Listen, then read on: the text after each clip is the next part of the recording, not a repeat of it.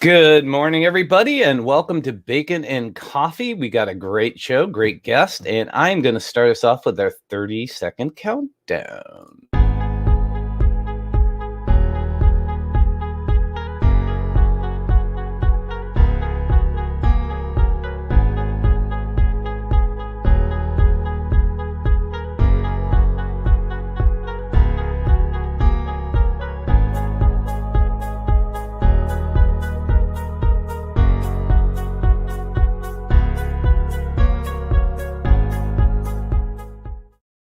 All right, welcome everybody to Bacon and Coffee, and it is not Bacon and Coffee until we get the theme music in. You ready? Here we go.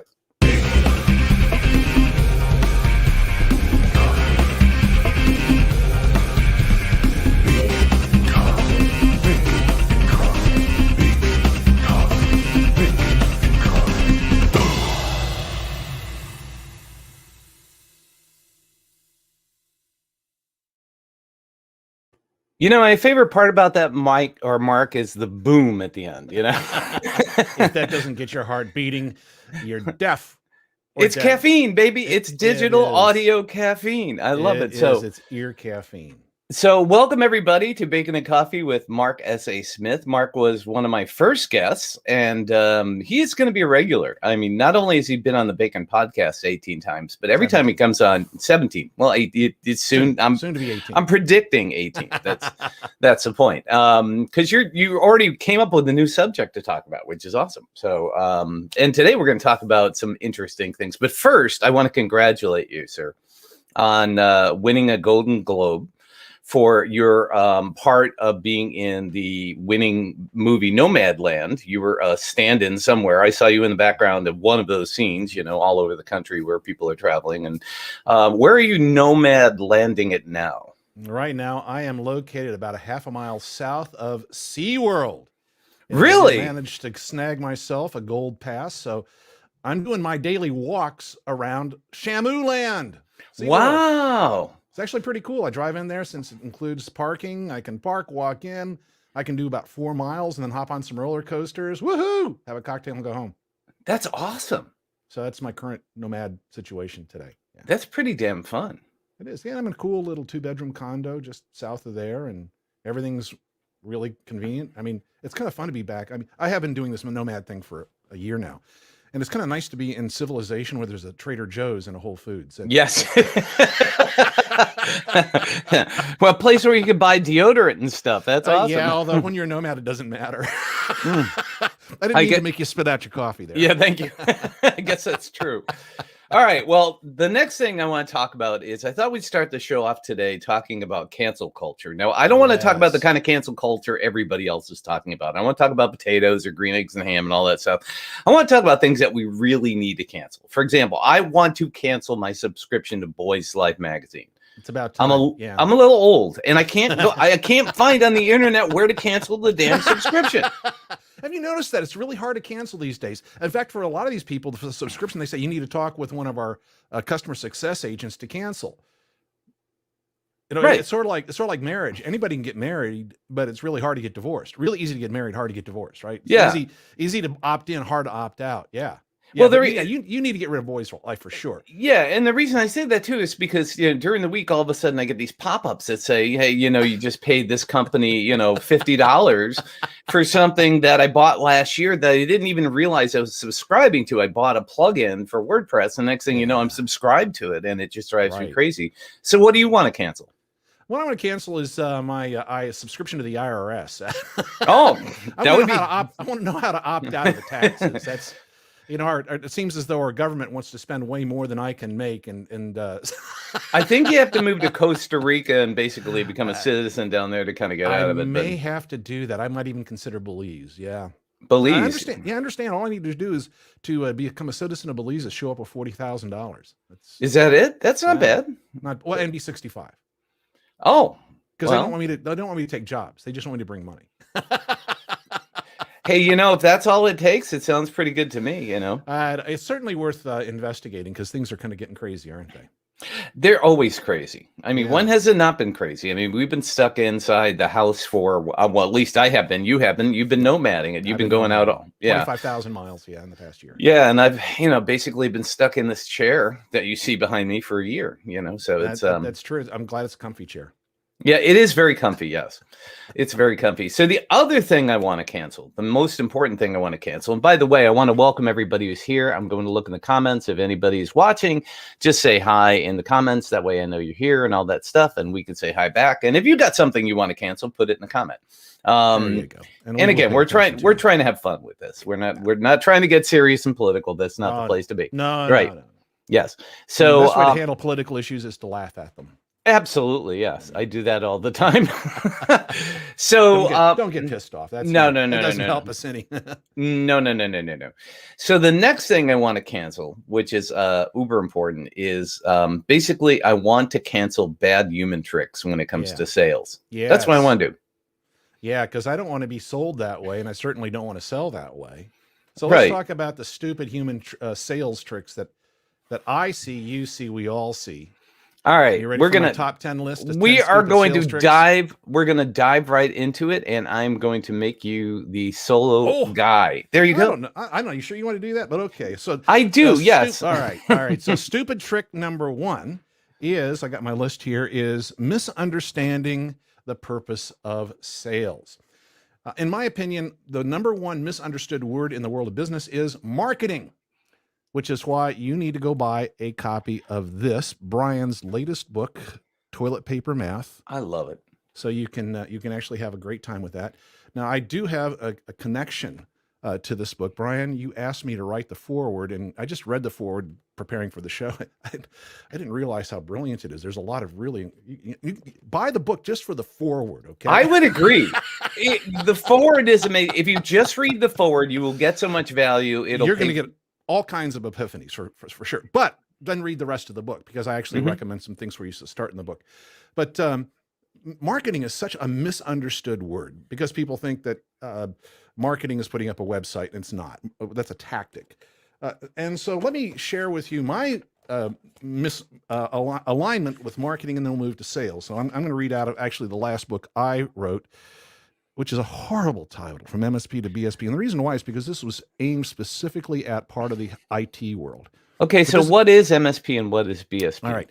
MSP stands for Managed Services Provider, and BSP stands for Business Services Provider. So the idea is stop selling stuff that people find invisible and start selling things that people find valuable. And what this really book is really about is how do you sell complex things to committees, because that's what business services would be. And so, if you ignore the first couple chapters and just ignore the fact that I use IT as the example from beginning to end from the book, everything else certainly applies to complex sales. So in the book, I start off by talking about, what is marketing? Well, marketing is everything that you do that triggers a relevant conversation. Now, how you go about doing that, of course, is Brian's area of expertise. But the idea is let's have a relevant conversation that gets us going so that we can actually have a sales conversation. So what's the purpose to sales? Sales facilitates a mutually profitable transaction. Right. That's the goal. And so sales is the customer-centered conversations that fill in the information gaps, organize the details, and eliminate customer concerns, and make sure that you're the only desirable choice. See, now James came up with he said, so you're marketing these books. And the answer to that question, or the comment, is absolutely 100%. And the reason is because this book, which you handed out and I have here, this book, I honestly don't care if I sell a single copy of it. When I wrote my first book, I thought I was going to get rich. Boy, was I wrong. This book was written specifically to start conversations. And what I do is I take this book, and if I have a good conversation with somebody, I will physically mail this with a roll of toilet paper and a case study inside a box and send it to them so that they can read your forward. I mean, that's really and it's about starting conversations. That's the whole point, right? So James is 100% spot on, is the fact that we are marketing the book to start sales conversations. That's the whole point, right? That's exactly right. It's to illustrate that we have we have accumulated wisdom that we can then pass on to people. And the reality is, remember, marketing is all about triggering a relevant conversation. So if somebody's listening and saying, "Hi, I need some help in figuring out how to do that," well, we would like to help you. And of Right. course, the reason why you're on this show is to figure out ways to better sell and better market. And we're going to give you away a lot of ideas along the way, but we're not going to personalize them to you. We're going to make them generic. And then once you say, "I need some help getting specific," that's when you want to hire somebody like Brian or me to help you with that. Yes. And you need to be doing the same thing for your business. Right. Well, and that's it. It's one of the things that I think is important is not only, do we teach people how to do things, but we hope that they model what we do. Indeed. That's one of the first things when it comes to marketing, when we talk about that.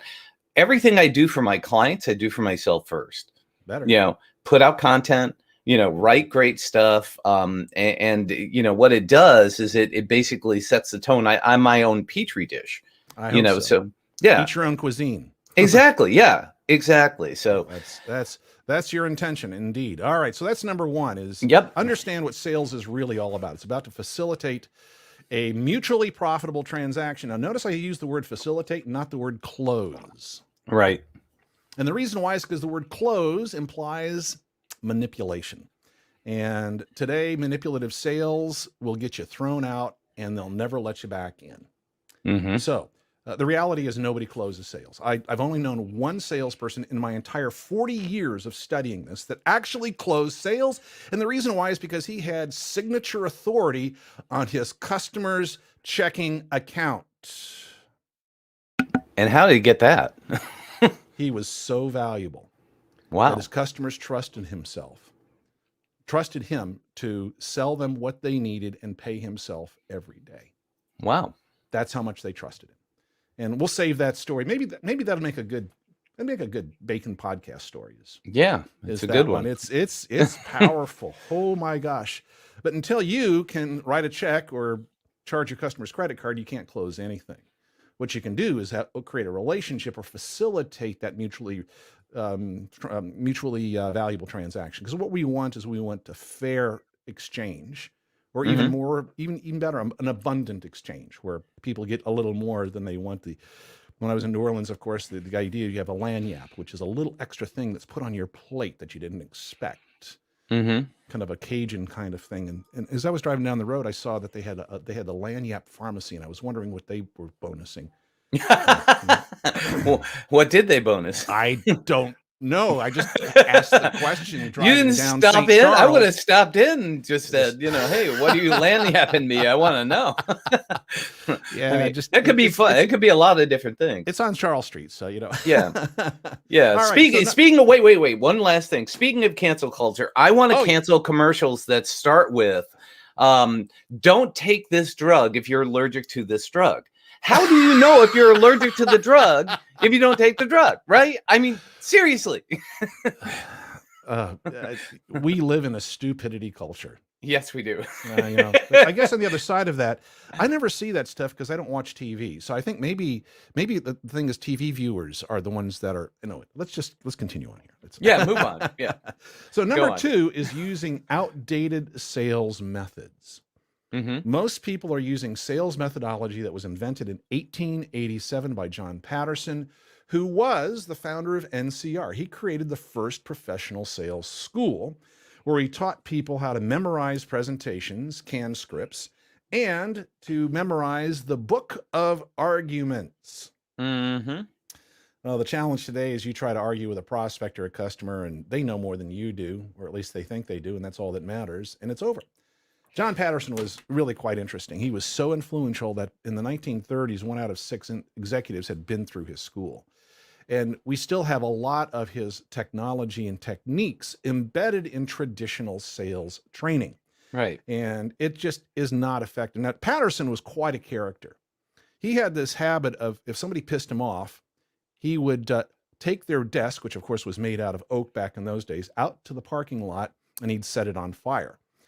And so he introduced to our culture the concept of "you're fired." No kidding. That's where it came from. James Patterson Really? burning somebody's desk as a "here's your resignation letter. Wow. That's extreme. It is, but he was that kind of a crazy guy. So the thing we have to do is we actually need to upgrade our sales skills.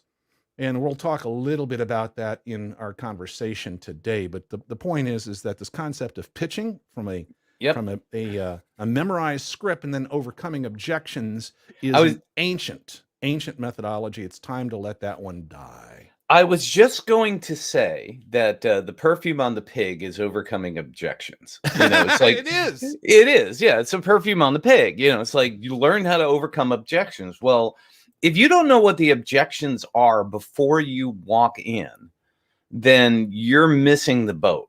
And that's one of the things that now let's go back to the marketing and sales thing just for a sec, because I think this is super important. The point of getting marketing and sales aligned is having the salespeople understand what the objections are, and then having the marketing side basically write information that talks through those things, and not to overcome them necessarily, but it basically says, we know how you feel, we understand what you're going through, this is real, and it's that empathetic thing, not just overcoming objections by saying you're wrong. You can't do that. We cannot do that. Well, let's actually talk about objections for a moment. I was actually let's do it on something a little further down, but since you brought it up, let's do that. Okay. Let's put this into perspective. Until a salesperson speaks, there are no objections. There are only concerns. That's it. It's when a salesperson speaks without understanding what a customer finds valuable or desirable, that they say things that the customer finds undesirable or not valuable, and an objection arises. Every objection that a salesperson has ever faced is something that they had said to their customer. That's stupid, absolutely stupid. And it comes out of the idea of creating a canned presentation versus understanding what a customer is trying to accomplish or avoid, and then speaking to those values that they find valuable versus something that you thought you found valuable. So what I want to point out is that for most customers, they're not objections, they're concerns, unless you say something that's objectionable. Right. And now what I would prefer to do is create a list of potential concerns and then be able to address those. And that's what marketing needs to do. And boy, if anybody wants to talk about how do you manage concerns, I've been writing concern busters for decades. I love to do it. I've got a formula. But Zig Ziglar pointed out that there's only 5 reasons why people will not do business with you. And they are? No need, no money, no hurry, no want, no trust. Yep. So if they don't have a need, I can't overcome that. If they have no hurry, well, it's their deadline. I can try to create a deadline, but we'll talk about deadlines a little later as one of the stupid tricks. All right. So no hurry, no money. How are you going to fix that? If they can't pay for it, you might be able to offer finance, but if they don't want to commit to that, they won't. Right. No want. A person has to want something. Even if they need something, they're not going to get unless they want it. Right. And then no trust. Trust is actually the only one out of those 5 that we have any control over as a sales professional. Absolutely. So the reality is 4 of those things, they're just situations. It's just the scenario you're in. Right. Don't bother until they can get to a point. Stay in contact until they need it or want it or can afford it. And that's the key thing, is marketing is there to create awareness. So when those 4 conditions are there, when they have the money, they have the need, they have the want, they have I forget what the other one, I understand, budget. The trust. Budget. Yeah, the money, no need, no hurry, no money, no want, no trust. Right. Right. Trust is the one thing that we can control, and trust is the thing that takes time. And one of the things that you said in one of the, and this always sticks in my craw, and this was in the Bacon podcast. And by the way, for those of you who have not listened to the Bacon podcast, go to baconpodcast.com, type in Mark S.A. Smith. You'll find 18 episodes with him, by the way. And they're all fabulous, just as good as what we're talking about today. But I think the key thing about it is that, one of the things that you said is the difference between consumer and the difference between B2B is consumer. You go buy the wrong toilet paper. Okay. If I go buy the wrong toilet paper, probably the worst thing that's going to happen to me is I'm going to end up sleeping on a couch. Right. If you buy the wrong toilet paper from a corporate side, or you make a big problem, you're not going to be sleeping on the couch. You're going to be sleeping in a motel because you're going to lose your job and lose your home and lose your life. I mean, in a way that so it's somebody's job versus just an attitude. There's a big thing about that. And that's why all of those things are so incredibly important. It takes longer to get to that point, right? That's exactly right. Trust is not something that happens immediately. Right. And boy, if you ask somebody that, I want to be your trusted partner, that's not something you claim. It's something that's attributed to you. You have to earn it. You can't ask for it. You can't declare it. You can't say you're a thought leader. Somebody else has to say that. You can't say you're a guru. Somebody else has to say that. You can't say that I'm a trusted partner. Somebody else has to say that. Those are attributions. And if you make them as claims, you are a liar. Yeah. It's on fire. So don't fall for that kind of bull stuff. All right. You ready for number 3? Bullpocky. I love it. All righty. All right. You ready for number 3? I am. The stupid sales trick is thinking that people buy because they're persuasive.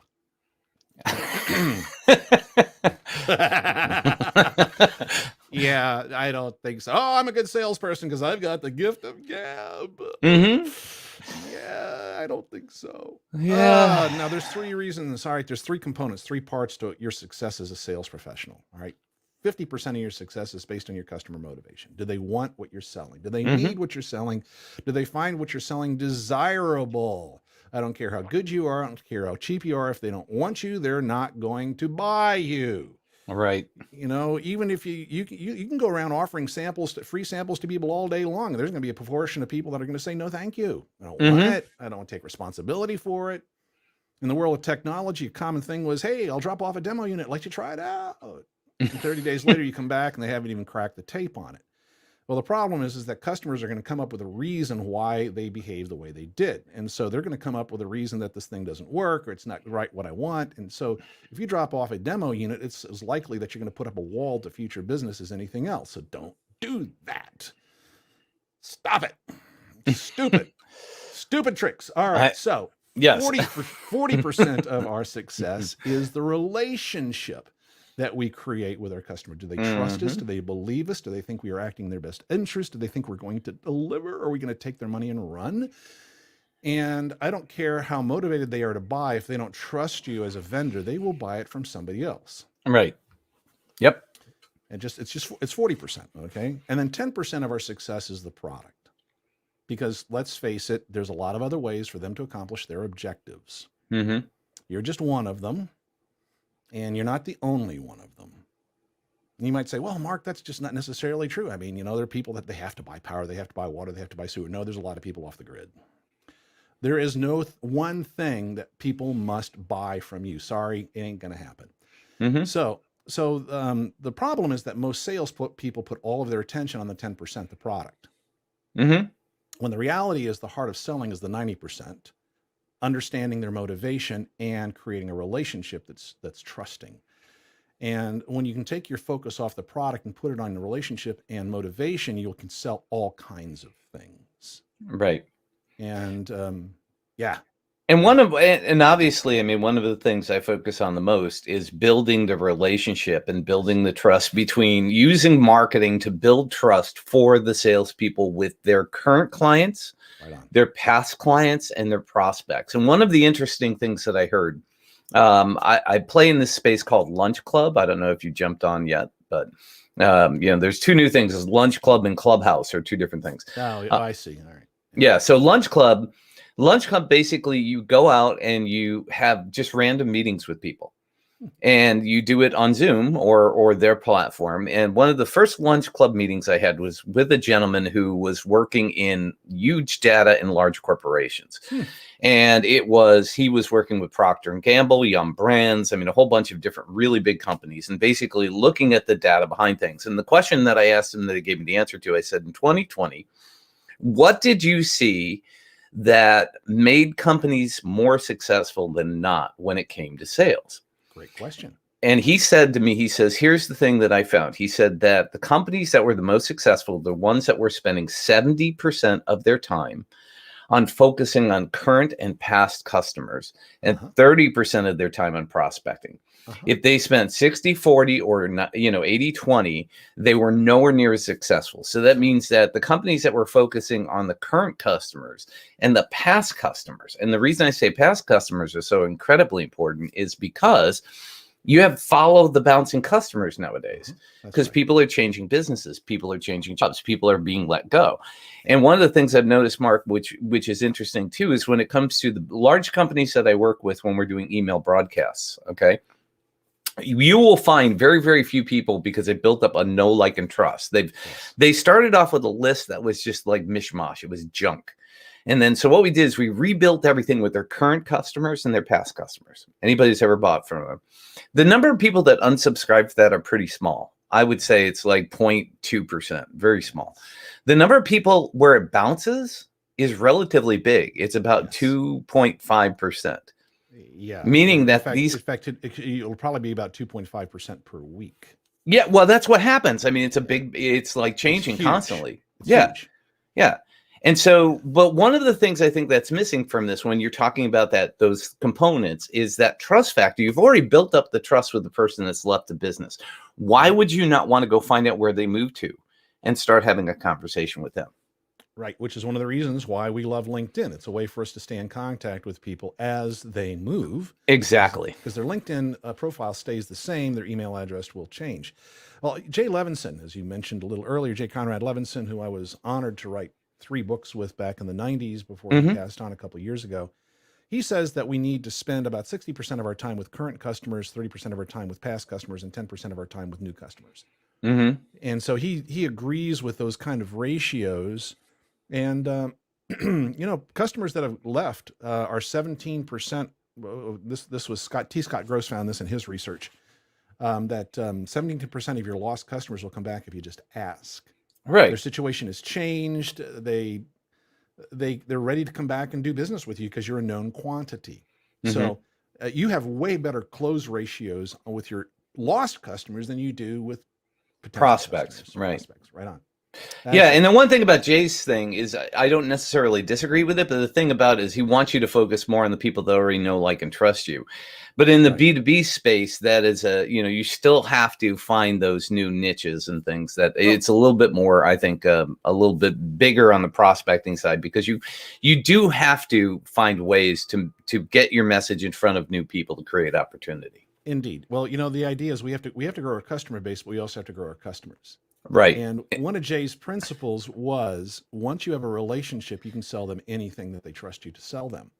Right. And so part of our job in growing our business is adding more things to sell to our customers, either through joint ventures or relationships or development of new products. It's easier to bring a product to an existing customer than a product to a new customer. It's easier to bring a product to an existing market than to bring a new market to an existing product. Agreed. And we talked about that actually on the first show. Yes. Yeah, absolutely. All right, let's move on to number 4. Okay, number 4 is thinking that the whole point is getting a decision. And what that means is they misunderstand the difference between a decision and a commitment. And let's talk about the difference between those two. So, listener, have you decided to go on vacation? Or have you committed to go on vacation? What's the difference, Brian? Well, decided to go on vacation. I have decided to go on vacation. All right. But have you committed? We have not booked any rooms, and we have not set a date. Right. That's the difference. The difference is tickets. Right. Right. Or we're looking at Airbnbs, and the thing is, we don't have specific dates to even book them with, so we have no idea what to do. But we are, intending to go, but we don't know whether it's, I say August, my wife says September, maybe October, who knows? Who knows? Because you don't have a deadline yet. Right. Exactly. Right. Deadlines are what drive deals. So people try to go for a decision, but they don't realize that what you really want to do is get a commitment. And there's a difference between the decision-making team and the commitment maker. And there's only one commitment maker, only one. That's just it, one. One person's going to be able to pull the trigger, but everybody else is going to have some influence on where that trigger is pulled and when that trigger is pulled. Right. And actually more about what versus when. The commitment maker is actually responsible for the deadline, for meeting a particular deadline. And we'll talk about deadlines in a minute. But the idea here is, prior to the decision, being made, that's where your marketing is in play. So marketing is where you take a person from unaware about what you do to aware about what you do, as you pointed out earlier in this show, to interested in a conversation. Right. That's what marketing is supposed to do. When they say, I want to talk to you, they've made a decision. Woohoo! They have already decided. They're just trying to figure out, instead of will I, they're trying to figure out which one. So the sales process is all about aligning their objectives and their priorities and their criteria with what you sell. All right. So that's what the sales process is, as we defined it at the beginning of the show. Right. And then when they make the commitment, bang, that's when the service starts to come into play. And then services is really all about delivering the expected outcome and resolving any unforeseen issues. So there's really three distinct portions to the sales process. Yes, Brian. Yeah, and I talk about the open process when it comes to marketing. Open process is oblivious, pondering, engaged in need. There you go. Oblivious is selling cat food to dog people. All right. Pondering is we're thinking about getting a dog. Engaged is we're getting a dog this weekend and we need to figure out what kind of food to get it. And then need, is obviously we have the dog. If we don't feed it, it's going to die. That's right. And so those four concepts are basically the journey that people are in when you're marketing to sell something. Yes, that's exactly right. And so what we have to do is understand where sales fits into that process. And where the person is in that process. That's and exactly understand, you're not going to go to somebody who is, pondering and hit them over the head with how to feed your dog. Yeah, that's not ready the person that's already in the need, you want to have a pamphlet. You want to have something that says, here's how you become successful with what you are purchasing or what you have purchased. You're communicating differently to each person depending on where they're at. That's true. Absolutely true. And people think that it's all one and the same. So if you as a salesperson are out there cold calling, it means your marketing's broken. It means you're out there trying to find out somebody who's in the decision cycle, because really sales occurs between the decision and the commitment. That's it. And if you're cold calling, you're trying to find somebody within that little very narrow window. And that's why cold calling sucks. And it's a complete waste of time. People argue with me, but all right. If you like that stuff, knock yourself out. I ain't going to do it. All right. All right. Number 5 is trying to motivate customers with my persuasive sales presentation versus aligning with their motivation. We set that up just a few moments ago when we talked about 50% of your success is the customer motivation. So the traditional approach to selling is to talk about features, which have obvious advantages, which bring you, Mr. Customer, some benefits well beyond what you invest in this particular product. And fab-based selling has been around for a long time. And actually, Patterson came up with it in 1887. So, and everybody's still in sales class, they talk about features, advantages, and benefits. Well, you know what that is? It's attempting to map your product to the customer motivation. Exactly. And if you don't know the customer motivation, you're shooting in the dark. And you're likely to hit your foot. And that's where the objections come up. So what we want to do is forget features, advantages, and benefits, unless what you're selling is so simple that somebody can make a decision in 2 or 3 minutes. Right? When you go to Walmart and you say, where's the carpet cleaning stuff? Oh, here it is. Okay. And you pick it up and you look at it and there's features, advantages, and benefits on the bottle. Right. Right. It cleans mayonnaise, mustard, ketchup, chocolate. And you pick another one up and it says, cleans up wine stains and blood. All right. This is the one I need. Right. That's features, advantages, and benefits selling, right? Right. Or the people that have a dog, they buy the one that says for pet stains because it sounds like it's, right? And they sell dog food for fat dogs, for skinny dogs, for young dogs, for old dogs. Right. For dogs that are active, right? That's the feature, advantage, and benefit. And it's probably the same frickin' food. I don't know, but I suspect that it's just it's probably not that far off. Yeah. It's probably not within that 5%, right? It's low fat dog food for your fat dog. Well, how'd they get fat? Right, exactly. Butter in their, I butter their treats. Anyway, so what we want to do instead is flip that around. Let's flip that around. Instead of trying to map my product to their motivation, let's map their motivation to my product. Because when I do that, it's frictionless. It's absolutely frictionless because I'm talking their language. I'm talking about what they've already decided that they want. And it's just a matter of illustrating that I'm the one. So when they choose which one, I can illustrate I'm the one based on what is motivating them. So there's three things that make up a customer's motivation. Their objectives. What is it they want to accomplish or avoid? Mm-hmm. Their priorities. What's the order in which they want to achieve the accomplishments or the avoidance? And their criteria. How will they know which to choose? Who to choose? That's it. So as a sales professional, I have to understand their objectives, their priorities, and their criteria. Then once I have that in mind, I can present criteria that matches their priorities, which will achieve their objectives. Mm-hmm. And so that's the difference, is you have to move from fab-based selling to OPC-based selling. And quite frankly, this book talks about exactly how you can do that. Of course, it's a crappy title. But I sold 7,500 copies of that book to my target audience. I'm happy. That's fine. Right. Yeah. All right. All right. All right. It's a best-selling book in the industry. So leave me alone. Okay. On to number 6. Number 6, it's misunderstanding buyer style based on how they perceive the purchase. And this is an interesting strategy. People approach purchasing differently depending on who is the scorekeeper. Mm-hmm. If you're the scorekeeper, they make a decision differently than if their spouse is the scorekeeper, and they make a purchase decision differently if their boss is the scorekeeper or their boss's boss is the scorekeeper. And the reality is, if there's a scorekeeper in the mix, which is probably in the case 98% of the time, then you have to also sell to the scorekeeper's values. Right. Because the scorekeeper is going to decide if this was a smart purchase decision or not. Mm-hmm. And so what we have to do is as we analyze a customer's motivation is just understand, well, who else is paying attention to this? Who else is going to decide whether this is a smart choice or not? Mm-hmm.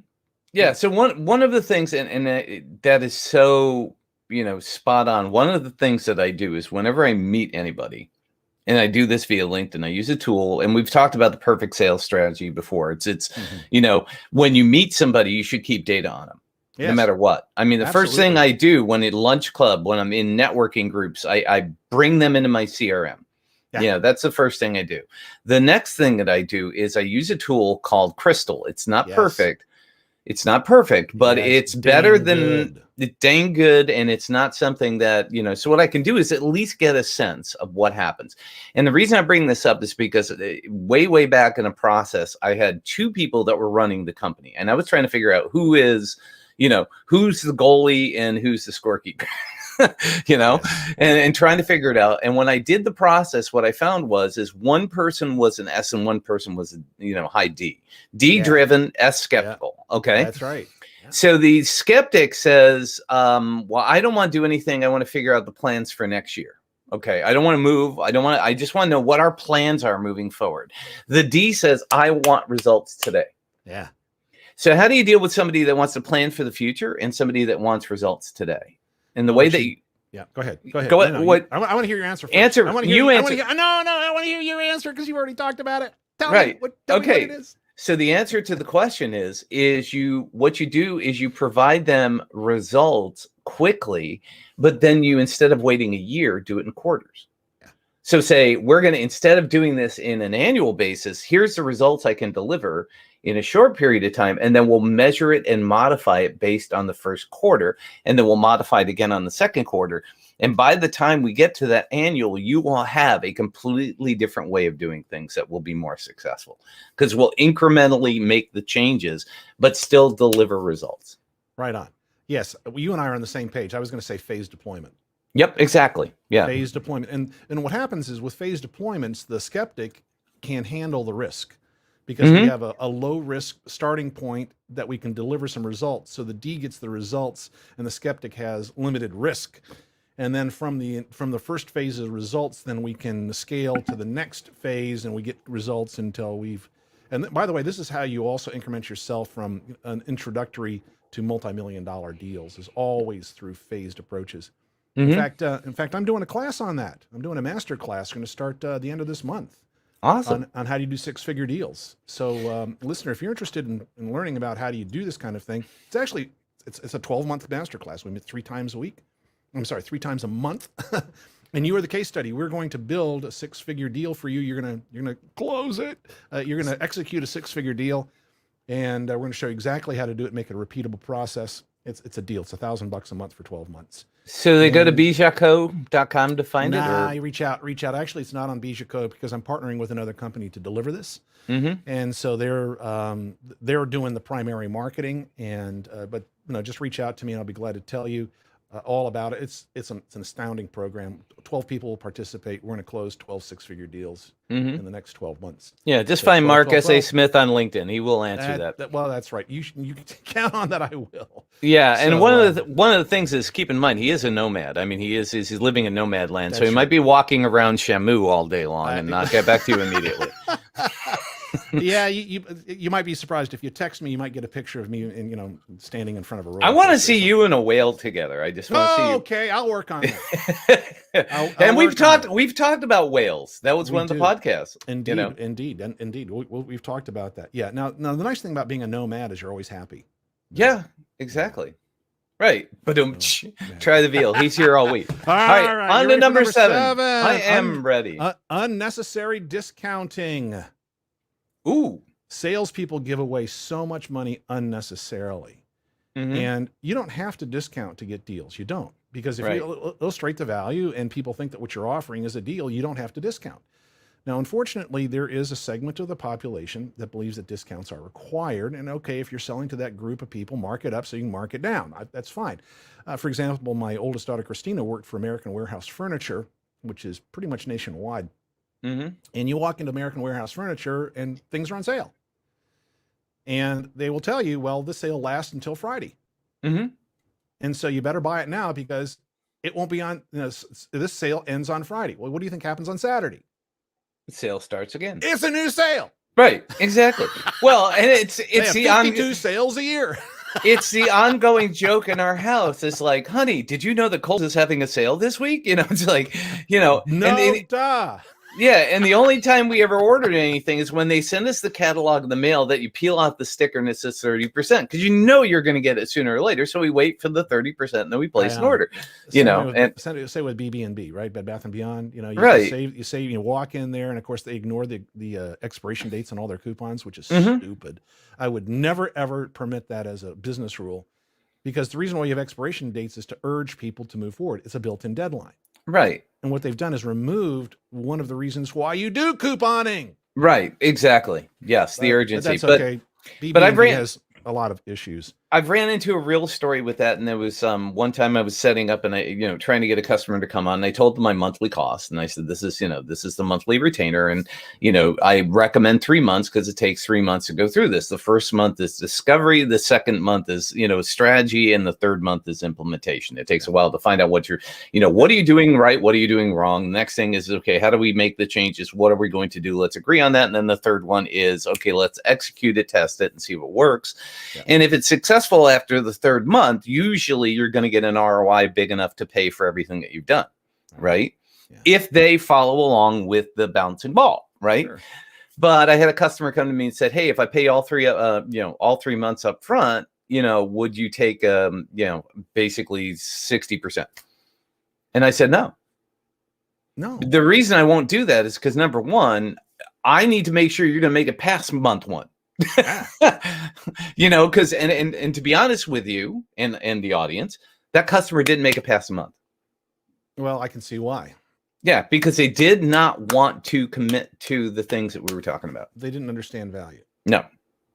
Yeah, exactly. So that's the issue. Right. And so, here, think about it this way. Let's say that you have a 20% gross margin that you're selling something on, which is not atypical. 20 to 40% is not atypical. Let's say you have a 20% margin, your average discount is 5%.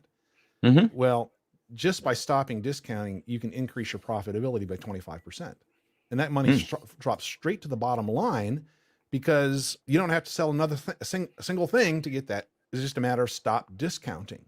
So set your prices right and don't discount. Let people earn discounts. Do not discount to close deals. That's stupid sales tricks. Instead, you want to have people earn discounts, and the reason why is because when people buy an earned discount, what you're essentially doing is recognizing that earning is costing you less through reduced marketing, reduced customer service costs, You're actually deploying some of your internal cost and rebating it back to your customer, because Exactly. you will not have those costs with that customer. So, Mhm. never say, I will give you a discount. It's a gift. No. Earn. There's ways for you to earn a discount, but it's not by paying in advance. Right. It's by buying more, often, whatever it happens to be. But that's another show. Talking about Yeah. that is another show. All right. So now we've gone through 7. Let's get to number 8. All right, creating unnecessary objections. Oh, so we're back to the objections. Yeah, for just a moment. And some of it, are, they just say stupid stuff, right? It's that idea of talking about, this is the very best product in the marketplace. Well, no, it's not, because unless you have 100% of the market share, you're not the best product. You're the best for your customers, but you're not the best for everybody else. And so you end up creating this friction with the customer, and they're saying, no, you're not. You're not the best. What do you mean I'm not the best? Do you have 100% of market share? No, then you're not the best, are you? Right. Don't insult me. That's just stupid. Yeah. Or, hey, this saves time, this saves money. Well, maybe that's not the criteria. Here's the problem with talking about saving time. What's the maximum amount of time I can save somebody? Instant. Right now. Yeah. Right. What's the maximum amount of money I can save somebody? Free. Right. Well, it ends up that instant and free are sort of value propositions for most of the products in the marketplace. So there's really no differentiation there. Mm-hmm. Right. So those are some of the stupid creating unnecessary objections. And then the other one that I want to talk about is people selling pain. That's a very common thing. We want to sell to our customers pain. Well, the customer doesn't use the word pain unless it's a healthcare situation. Right. They don't use it. They have challenges. They have obstacles. They have frustrations. Right. It's pain. Everybody sells to pain or pleasure. That's kind of, it's back to the original marketing of the 4 Ps. It's product, placement, position, all the right. Exactly. So it's back to those, which is really good for consumer packaged goods, but not really good for everything else. No, it's not. And matter of fact, the guy who actually coined those phrases wrote a new book called Marketing 5.0, and he's talking about differences in, positioning your products now really boils down to, does it have social value? Is there some kind of social grievance to this your product solves? It's one of 30 value propositions. Exactly. Yes. It's one of those kind of things that, the marketplace is changing and things are changing and the marketplace is evolving. And here's the bottom line with what you're saying with these objections. It is a moving target. Yes. Because the demographics are changing. Yes. 10 years ago, concerns are changing. Concerns, not just objection. Concerns are changing. Right. 10 years ago, we were selling to an audience that is now getting close to retirement, and the audience that we're selling to now is their kids. Right. It's the millennials. It's they have a different value proposition. They have different things that they're looking at, and it's just like the amount of millennials I deal with now is, you need to be aligned with what it is that they're thinking as opposed to the other things. Because when we grew up, I grew up in AT&T. Last week I was talking with Kathy Guggenauer, who is my VA person. Thank you. Great show. Yeah. And listener, if you haven't seen it, go watch it. It's a blast. Kathy's amazing. I completely enjoyed the show. So yes. Yeah, and the thing that we were talking about is that AT&T. I remember my dad talking about this. Is he was a lifer. His whole thing was he wanted that gold watch. That was the objective, and that's what they talked about at the time. Yeah. When I went into the company back in the 1980s, 90s, it was like, I don't want to be a lifer in this company. I don't want to be stuck in this, rat nest for the rest of my life. I went out and started my own company, and I started moving in a different direction. And so I started building things. That was my thing, is I wanted to create, I wanted to build, that was my motivation, as opposed to work for something that's already been built. And now my kids, none of my kids own a home. No.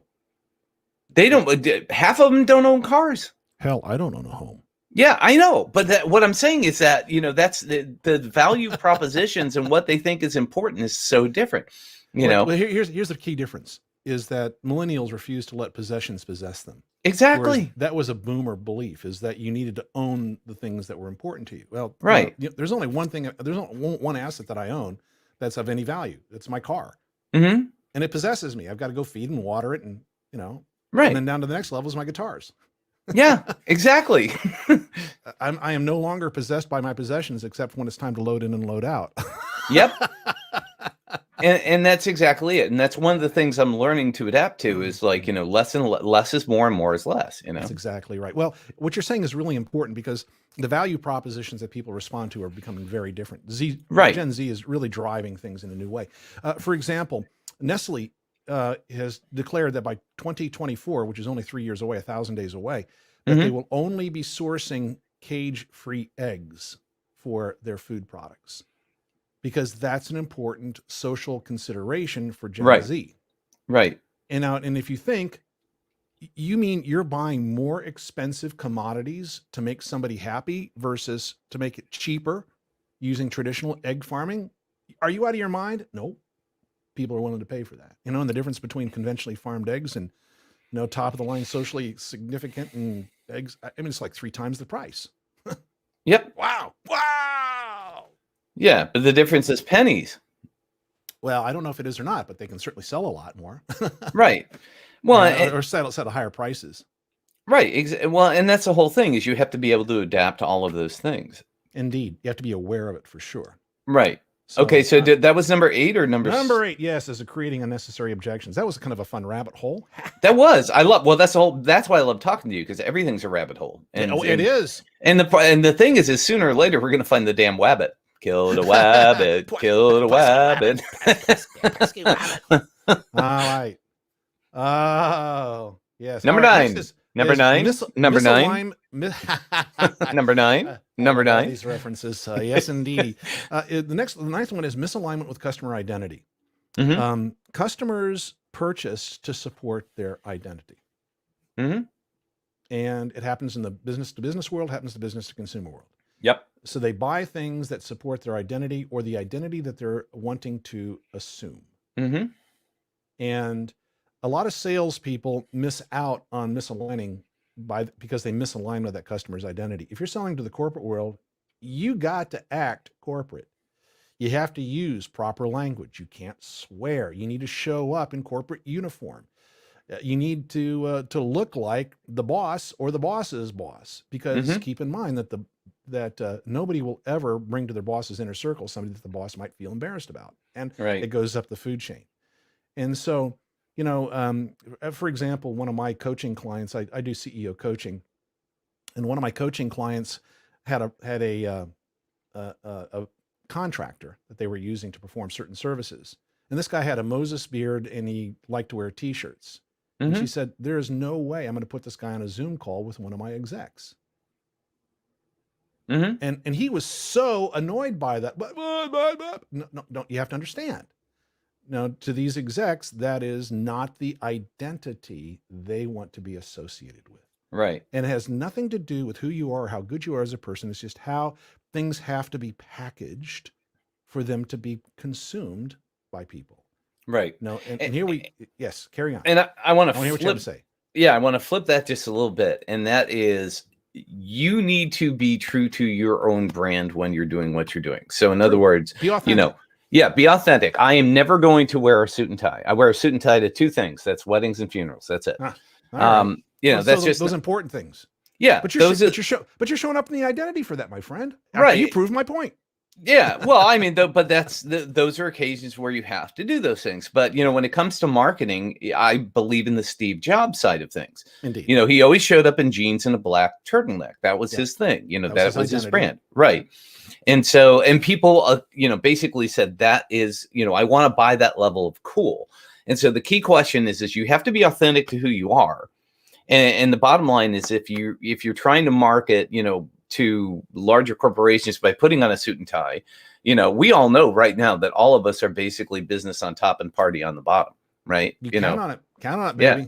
I got swim trunks on. I was exactly, that's the reality of where we're at. It's like, normally I show up in my dress hoodie, but since I'm doing bacon and coffee, but still, I still wear button-down shirts when I'm doing Zoom calls, not my t-shirt. Right. Exactly. Because and there's times when I put on a coat when I am on certain calls with certain people. Yeah, no, and I get that. Match their the whole point is I want to match their identity. But the other thing is that my identity includes suits and ties all the way down to t-shirts and blue jeans. Right. But I also choose the packaging for the person that I'm working with. Exactly. Yes. There Yeah. it is. And That's the part that's important. And that's a key thing. If you want to work in that realm where people respect the suit and tie, you have to wear the suit and tie. Yep. You know, and the thing, I've made a conscious decision to say that, you know, hey, if people want me to show up in a suit and tie, probably not a good fit because I'm not that person. No, you that's know, that's not where you're playing today. Right. I'm the creative guy. I'm the geek. You know, I'm the guy that plays on Clubhouse and, you know, all you know, play music like you do, and you know, everything else. I mean, I'm the whole thing is I have to ooze creativity because that's basically what I'm marketing. Indeed. You know, let's go down the rabbit hole for just a moment because we do have enough time and we're on point 9. There's only one more to go. Yep. So when you grab your guitar, what's your go-to song? My go-to song is "Losing My Religion" by REM. Oh, I love that song. So good. And you know, because I love anything that starts with A minor. I mean, that's really what it boils down to. A minor is it's the guitar key. It is the guitar key, yeah, because it basically builds around C and G, and you know, it's the guitar key, and you can bend the hell out of the A minor scale. Exactly. Yeah, I love it. I love it. I love it. Well, you know, we talked actually a while back about on one of the podcasts about I was in Knoxville. We said don't go back to Knoxville. Actually, it's Rockville. It is Rockville, yeah. No worries, because I heard the song and I went, oh, yeah. Next time I talk to Brian, I'll have to just it's right. It's not Knoxville, so yeah, close. But the bottom line, you know, it got you thinking, right? Got you thinking. That's exactly right. Well, you know, my go-to song is actually pretty weird because it's one to pick me up, and that is "I Can See Clearly." I love that song. I do too. I love that song. Yes. And it's one of those songs when somebody says, "Play me something," that's the one that I'm going to play because they can sing along. Right, and that's the key of G. It's actually in D. Oh, you do it in D. Okay. I do it in D because that's in my range. Gotcha. And it probably is in G, but I just find that that's the range that works for me. But that's the good thing about a guitar is we can doesn't matter. It doesn't matter. You can transpose, man. It's super easy. Yeah. Andy, that's right. Anyway, back to number 10. Number 10. Let's hit number 10. All right. Number 10 is using their deadline instead of the customer's deadline in an attempt to close the sale. Right. And that is known as quotas. Well, it could be quotas. And, but yes, we are certainly, but the idea behind a quota is to spur you into action. Mm-hmm. That's the idea. That's an internal deadline where that determines how much you get paid. And unfortunately, salespeople are motivated by fear, but they're also motivated to win. So, yeah. But the point here is that fundamentally, write this down, 4 words: no deadline, no deal. Mm-hmm. It's really critical to understand. It's critical to share with your team. No deadline, no deal. It's absolutely true. I am driven by deadlines. Mm-hmm. And so I set deadlines for myself when I want to accomplish things. Otherwise, I'm just thinking or playing my guitar, taking a walk, talking to Shamu. You team. Oh yeah. Right, exactly. So there's 2 types of deadline. There's an internal deadline and an external deadline. An internal deadline is one that's set by the customer. So you know, it could be business to consumer. You know, somebody's getting married. Well, we want to have this done before the wedding, or we're moving, so we need to get this done before we move, or we want to do this before the season, or we want to do this before. We want to do this before, right? That's that deadline for consumers. So you want to figure out, you know, well, what's driving this? You know, when do you want to have this in place? What is there something, some special occasion that's coming up that you want to align this with? That's an internal deadline. Business to business. When do you need this in place? When do you need your team educated, trained up? What has to happen first before you can pull the trigger on this one? So you can ask these internal deadlines. What happens if you don't meet this deadline? And usually deadlines have career consequences. So people are encouraged to hit those internal deadlines. And when you as a sales professional can align with those internal deadlines, you probably have the most potent sale possible, because most of the time they're going to hit it unless there's something strange that happens, something untoward, which happens. So your job, if you're going to inquire quota, is to talk to as many people as you can and find those people that have deadlines that are going to help you retire quota, and you pay attention to those people, and you just kind of maintain everybody else, because the people with looming deadlines are the ones that are going to let you retire quota. That's what it is. So that's an internal deadline. And in my opinion, nothing should ever be on a deal forecast unless they find the internal deadline, period. If you don't have an internal deadline, it has no business being on your deal forecast. Then there's external deadlines. All right, Brian, if you buy before the end of the month, I'll knock off 10%. Right? It's the on sale. There's an offer. There's a scarcity. I only have 3 left. If you want it, you better do it now. And external deadlines all usually require you to give up some margin. Right.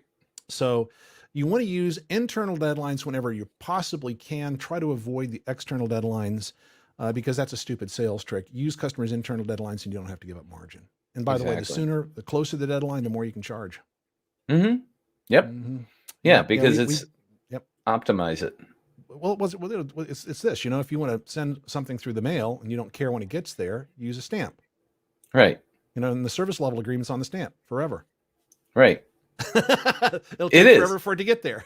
Right. You never know when it's going to show up. But if you use something like FedEx, then FedEx you pay a lot more for, but you can track it. There's a whole lot more value in there if it's important to you. Yeah, if you want to send something priority mail 2 to 3 days, it's 15% for 15x the price of a stamp. Right, exactly. And there's no guarantee with that's even going to get there on time. Nope. But you get the point. But don't do that deadlines. Okay, so read through the 10 one more time, then we're going to close out because we're at the top of the hour, my friend. Yeah, we're at the top of the hour, and I'm going to have to find my speckle tickles here. Go for it. Misunderstanding the purpose of sales. Number one. That's number one, yeah. Number two is using outdated sales secrets, going back to John Patterson's 1887 methods. Don't do that. Number three is misunderstanding why people buy. 50% of your success is their motivation. It's not your product. Number four is going for decision versus commitment. Understand that there's a difference between decision and commitment. Number five is trying to motivate instead of aligning with their motivation. And number six is misunderstanding the buyer's style based on scorekeeping, which is an important component. All right. Number seven is unnecessary discounting. Stop giving things away in an attempt to close deals. They're going to buy if they see value. You can instantly increase your profitability if you do that right.